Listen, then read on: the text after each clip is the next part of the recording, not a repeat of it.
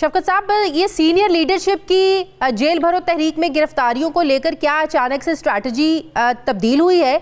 क्योंकि बुध को जब आप लोगों की ये तहरीक शुरू हुई, शाह महमूद कुरैशी साहब ने मीडिया से बताया कि इमरान खान साहब ने अभी मना किया है सीनियर लीडरशिप को गिरफ्तारी देने के लिए से, क्योंकि वो चाहते हैं कि सीनियर लीडरशिप फिलहाल बाहर रहे ताकि तहरीक को कामयाब बनाया जा सके। लेकिन आज हम अचानक देखते हैं शाह महमूद कुरैशी भी गिरफ्तारी देने के लिए चले गए प्रिजन वैन में, असद उमर साहब भी चले गए, मुराद रास भी, और फिर हुआ ये कि किसी को लिया भेज दिया, किसी को बहावलपुर भेज दिया, किसी को राजनपुर भेज दिया।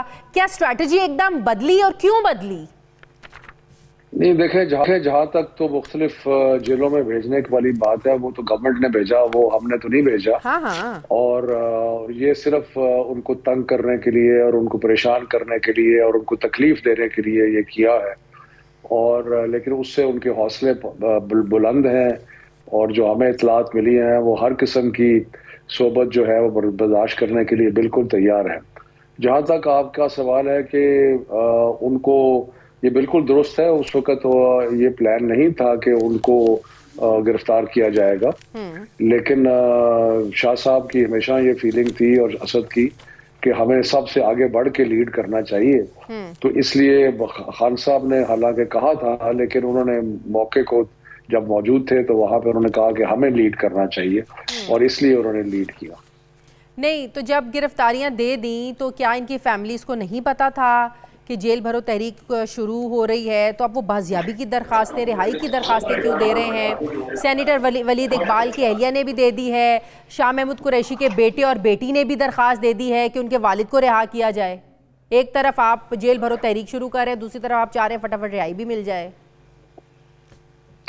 नहीं, मेरा ख्याल है कि जहाँ तक मेरी इतला है, जो उन्होंने रिट्स की हैं उसके अंदर रिहाई का नहीं कहा। उन्होंने ये कहा है कि उनको पहले तो बताया जाए कि वो हैं कहाँ, फिर ये है कि वो उनको जेल मैनुअल के मुताबिक जो फैसिलिटीज हैं वो मिल रही हैं या नहीं मिल रही, और उनके साथ सलूक कैसा किया जा रहा है। क्योंकि देखें, इससे पहले कुछ वाकयात हुए हैं जिसमें कुछ लोगों के साथ तशद्दुद हुआ है, तो इसलिए ये तो यकीनी तौर पे लोगों को फिक्र तो है कि पता नहीं किस तरीके से ट्रीटमेंट जो है वो की जा रही होगी। का पता नहीं था। अभी रिसेंटली फवाद चौधरी साहब भी बाहर आए हैं, आजम सवाती साहब भी बाहर आए हैं, तो इन कॉन्सिक्वेंसेस का तो तहरीक इंसाफ को बड़े अच्छे तरीके से अंदाजा होना चाहिए था कि एक दफ़ा अगर जेल में चले गए तो कितना टाइम लग सकता है, क्या सलूक होगा, क्या नहीं होगा।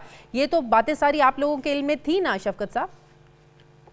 नहीं, देखें, जो जहाँ तक जेल में जाने वाली बात है उसमें तो कोई दो राय नहीं है, लेकिन जो वहां पे जिस तरीका से पूरा एक चीज होती है जिसको कहते हैं जेल मैनुअल, उस जेल मैनुअल में लिखा होता है कि कैदियों के साथ किस तरह सलूक किया जाना है और खास तौर पे जो सियासी कैदी हैं उनके साथ क्या रवैया और क्या सलूक होना है।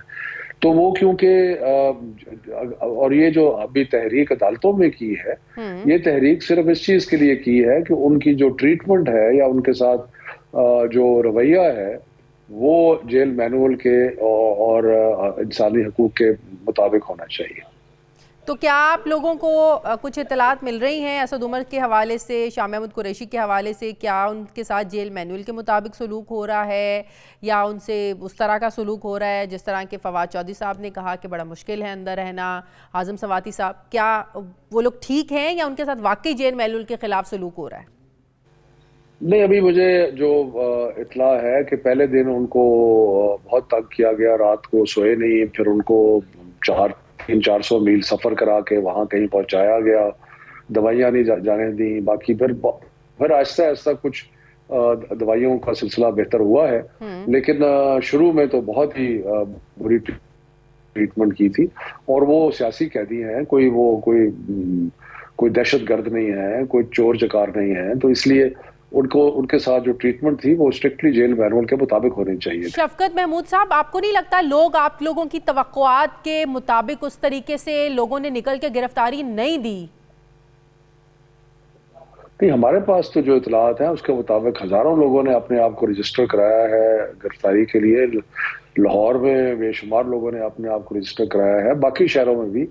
आज आप देखें कि पिंडी में जो गिरफ्तारियां हो रही है वहां पे भी बड़े लोग मौजूद हैं, और ये तो सारे मुल्क में फैलेगा और फैल रहा है। ये पेशावर की तहरीक क्यों मुलतवी की है शफकत साहब?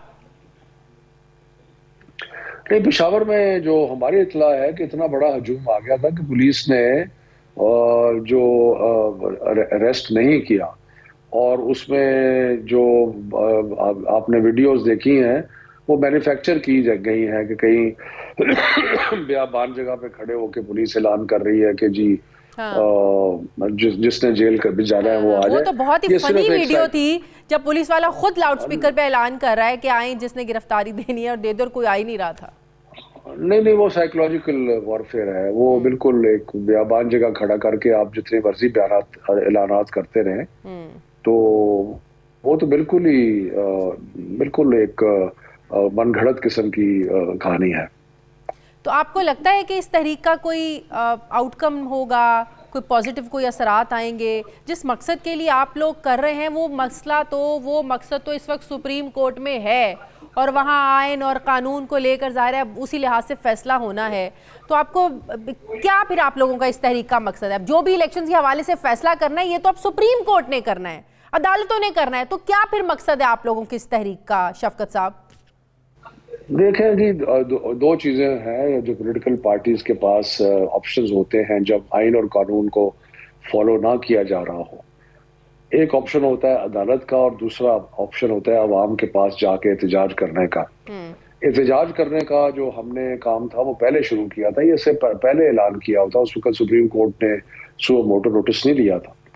तो अब तो हमारी एक मोमेंटम के साथ चल रहे हैं, और वो जो हमारी एहतजाजी तहरीक है वो अवाम में फैल रही है। हाँ, लेकिन अब लोगों को बिला वजह आप नहीं समझते अजियत देने का कोई फायदा नहीं है। ये लोगों को जेलों में रखने से, या सीनियर लीडरशिप जो है वो पार्टी के मामलात को बेहतर ये है कि बाहर आकर देखे, हल करे। अब जेलों में जाकर बैठने से ना तो इंतखाबात जल्दी होने हैं, ना ही ऐलान होना है। अब जो भी फैसला होना है, जो भी ऐलान होना है, जो भी हुक्म आना है, ये सुप्रीम कोर्ट से आना है।